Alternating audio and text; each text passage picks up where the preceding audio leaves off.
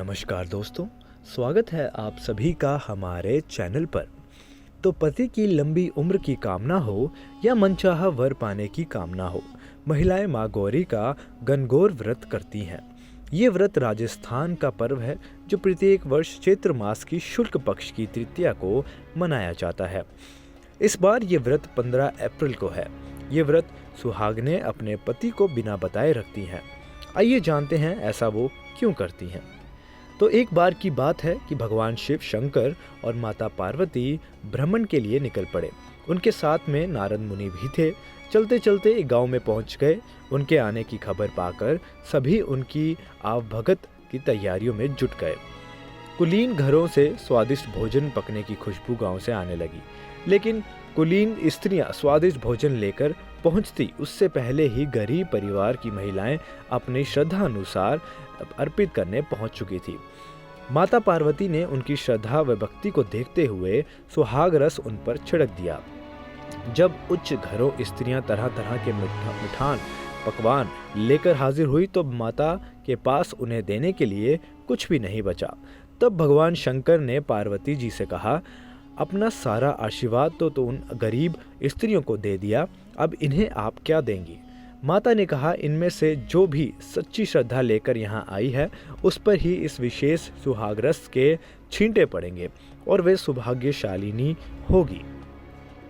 तब माता पार्वती ने अपने रक्त की छींटे बिखेरी जो उचित पात्रों पर पड़ी और वे धन्य हो गई। लोभ लालच और अपने ऐश्वर्य का प्रदर्शन करने पहुंची महिलाओं को निराश होकर लौटना पड़ा। तो मान्यता है कि वे दिन चैत्र मास की शुक्ल तृतीया का दिन था। तब से लेकर आज तक स्त्रियां इस दिन गण यानी भगवान शिव और गौर यानी कि माता पार्वती की पूजा करती हैं।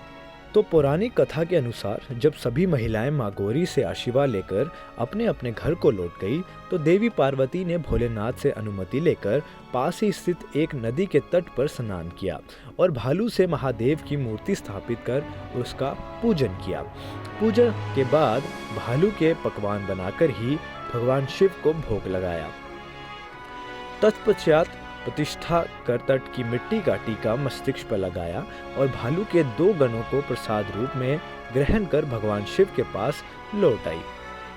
अब शिव तो शिव हैं, जानते तो वे सब थे, पर माता पार्वती को छेड़ने के लिए पूछ लिया कि बहुत देर लगा दी आपने। तो माता ने जवाब देते हुए कहा कि मायके वाले मिल गए थे, उन्हीं के यहाँ इतनी देर लग गई।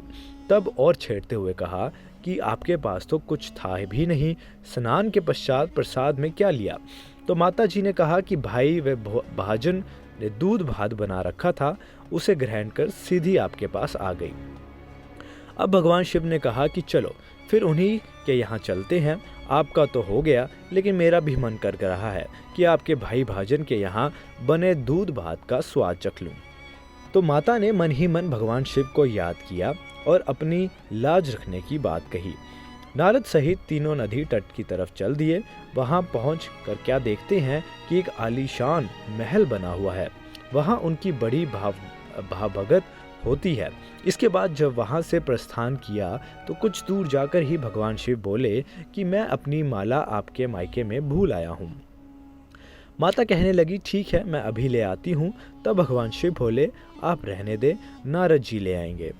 अब नारद जी चल दिए उस स्थान पर पहुंचे तो हैरान रह गए।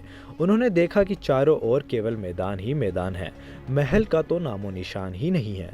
तभी उनकी नज़र एक वृक्ष पर पड़ी जिस पर रुद्राक्ष की माला टंगी हुई थी। उसे लेकर वे लौट आए, फिर भोलेनाथ को सारी बात बताई। तब भोलेनाथ ने कहा कि ये सारी पार्वती की माया थी, वे अपने पूजन को गुप्त रखना चाहती थी, इसलिए उन्होंने झूठ बोला और अपने सत के बल पर यह माया रच दी।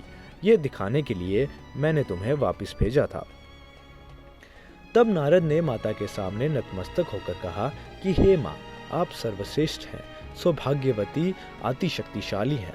गुप्त रूप से की गई पूजा की अधिक शक्तिशाली एवं सार्थक होती है।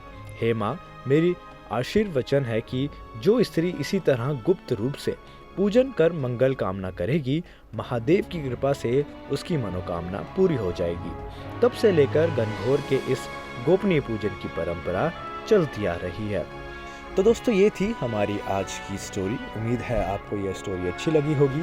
मैं आपके लिए ऐसी ही स्टोरीज लाता रहूँगा। नमस्कार।